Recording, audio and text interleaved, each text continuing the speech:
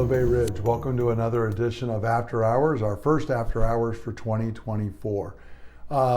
This morning I spoke about Sabbath as God's gift to us and receiving the gift of Sabbath rest and what a gift it is. And as I mentioned in the teaching, I wanted to take a little bit of time to give just a few practical tips. We kind of covered the theology of Sabbath and just a little bit about practice, but I wanted to focus for just a few minutes on some practical tips that can help us to enjoy Sabbath and receive it as God's special gift. The first thing in doing that is remembering that Sabbath is God's gift to me. It's not a burden. Unfortunately, the way we're kind of being reinforced in our modern culture, we're not really wired this way, but the way our culture has molded and shaped us, the idea of Sabbath sounds undoable. It oftentimes sounds like a burden to people, but we need to keep reminding ourselves it is not. It is God's plan. It is actually God's good gift for us.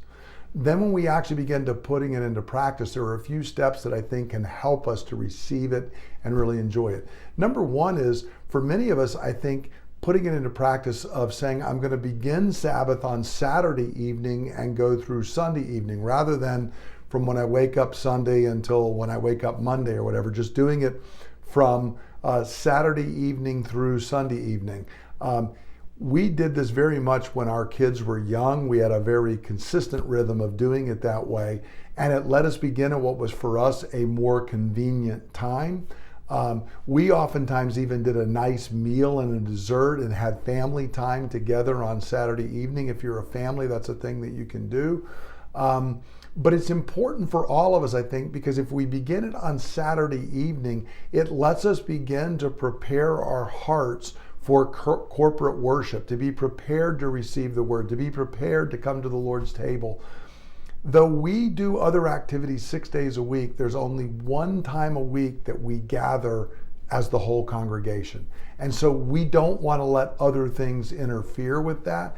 But if we haven't prepared beginning on Saturday night, we oftentimes are rushed and we don't receive everything we could from coming to the gathering together on Sunday. And I find that beginning Sabbath on Saturday evening will really, really help with it. And if you notice, it's kind of how it was practiced in the Old Testament, because days ran from the evening through the next day is the way the Hebrews reckon time.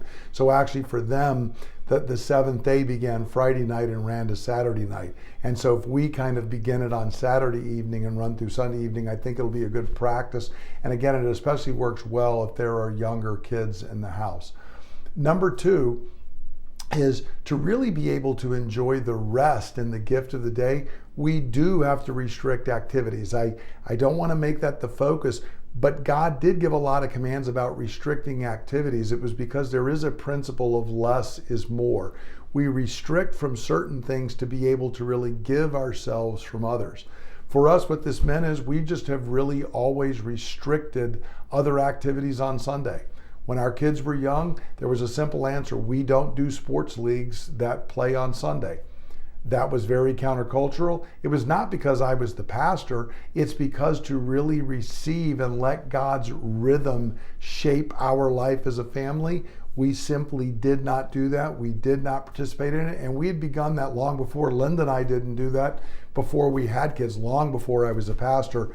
Sunday was a day we just did not get involved in other activities. It also even meant within our home. We don't do any chores on Sunday. To this day, I still don't do that. I don't mow the grass on Sunday. We really try to not do dishes until Sunday evening. We try to relax and cut back from that.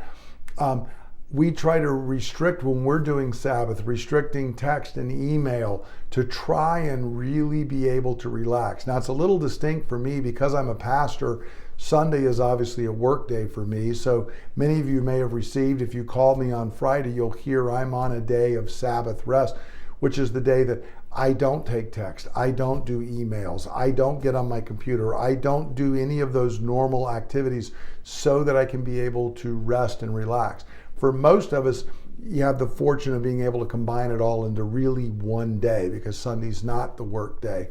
And I encourage you, take a break from all of those kind of things. We normally eat simple meals on Sunday. We used to call it with our kids Fend for Yourself Day. But just rather than trying to do big elaborate meals or whatever, do simple things. Again, the idea of being able to rest and relax, oftentimes just leftovers or whatever else, to be able to do that. Now with that, I will say one thing in making it set aside a little bit different that I typically do now, actually, rather than a restriction, but setting it aside and making it special. On Sunday morning when I wake up, rather than having a normal breakfast, I actually make a cappuccino. We have a little small, cheap cappuccino maker at home, and I make one. It's a way of setting that day aside, making it a little distinct, making it a little different. I don't do a big meal. I just do something very, very simple, usually a couple pieces of toast or something that's easy. But doing a cappuccino just kind of sets me in a frame that this day is distinct and different, both through things that I don't do, but then things that I also do. On that day, on Sunday, I don't typically listen to any of the normal music that I listen to throughout the week. I only listen to worship music on Sundays. It's all part of just setting that day aside, making it a little distinct to prepare me to come and gather with God's people to be able to worship together. And the last thing that I'll say in light of that is really try to set aside that day each week to reserve it for God and family and a few close friends.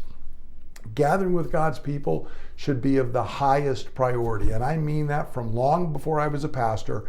I approached gathering with God's people the same way I approached going to school when I was in high school or working.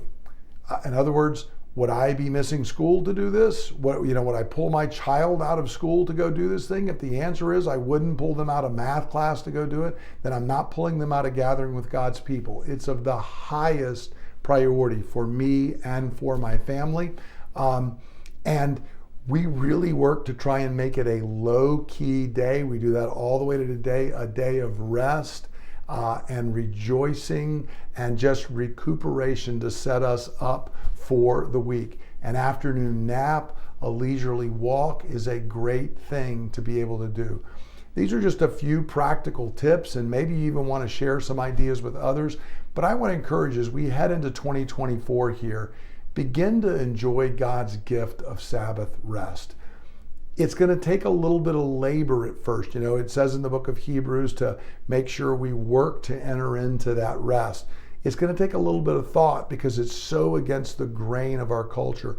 But the more I've learned to practice Sabbath through the years, the more of a joy it has become to me, the more it has shaped my soul, the more I'm able to experience God, not only when we gather corporately, but each and every day throughout the week. So I hope this will give you just a few ideas, some food for thought as you figure out ways to be able to receive and enjoy God's gift of Sabbath rest.